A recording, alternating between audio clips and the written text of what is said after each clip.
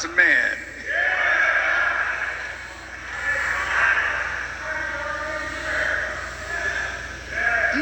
He has an inside scoop with God.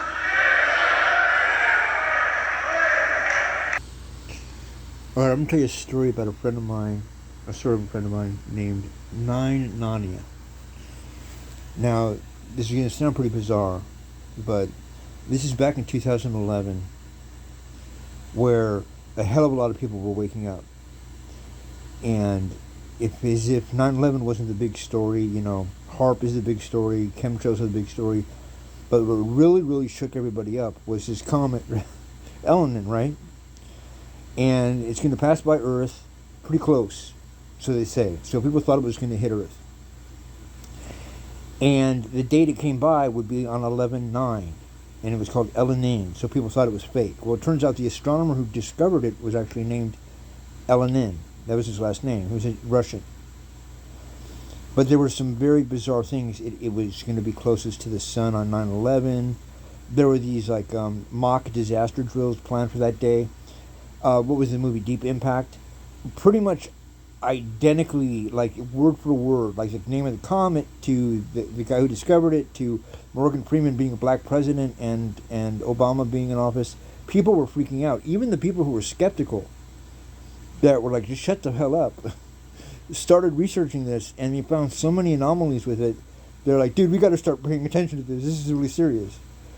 Then they start, measuring it. Then they start blocking it out on Google Sky, which is weird. They put a patch over it.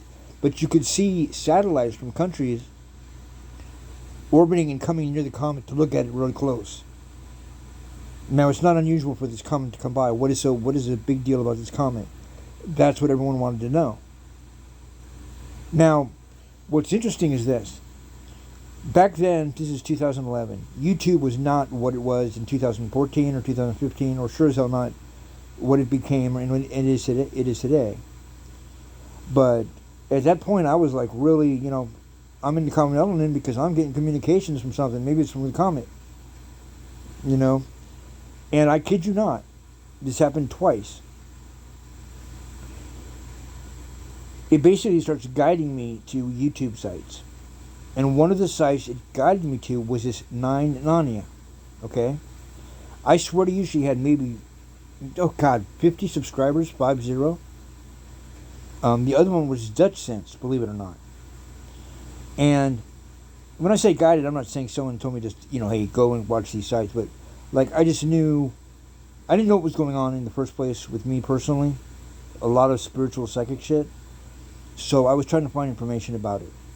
And in the process of that, I started finding these individuals, which it really didn't have anything to do with anything. But I started paying attention to it. But I did get a bit of advice. Nine Nania, who's a female, and she was kind of doing biblical texts. I mean, this was in really the infancy of the chaos of YouTube. On a Tuesday in March of 2011, I'm watching her, and I've been watching her stuff for about 2 weeks. Same with Dutch Sense, because I'm being told, watch this and protect her. Okay, I don't even know this girl. She's in another state. She's like a young mom or something like that.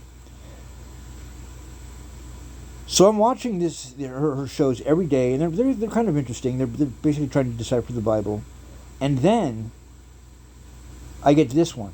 Now, what's amazing about this is she went from 50 subscribers to 50,000 in one day, because people had said, and I was one of them because I saw it, that this woman had predicted what was going to happen with this comet and another major event that happened on this planet.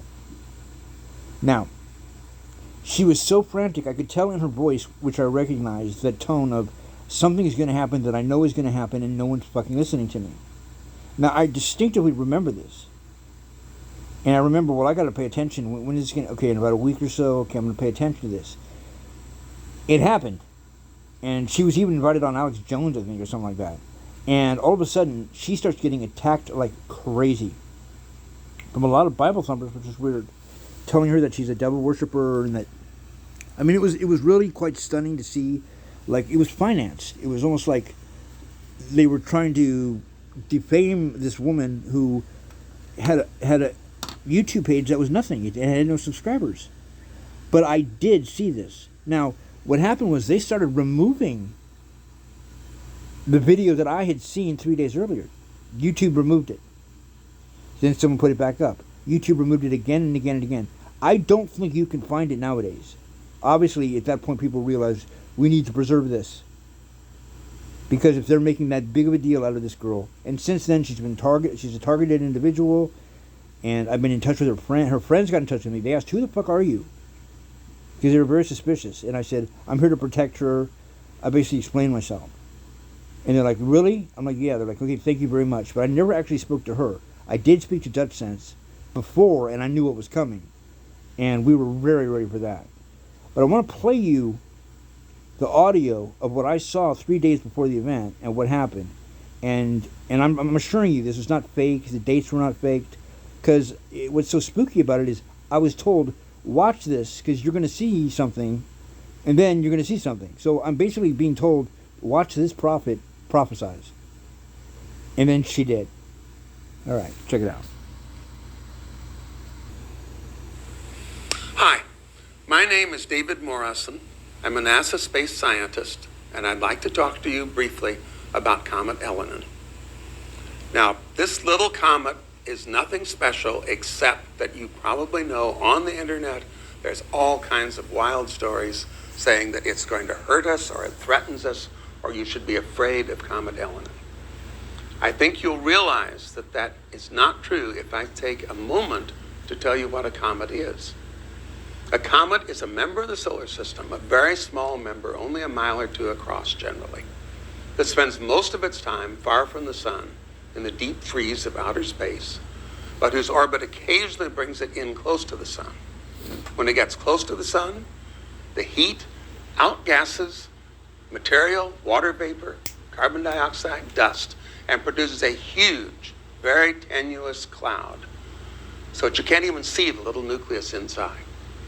And this leads to all sorts of misunderstandings that somehow it's growing in size. Well, the gas cloud is, but not the comet. There are also strange stories about its orbit. People say it's changing its orbit, it's changing its speed, it's changing its direction. Well, it stays exactly on its orbit. But in following the orbit around the sun, under the gravitation of the sun, of course, it's constantly changing its speed and direction. It's doing just what it should do.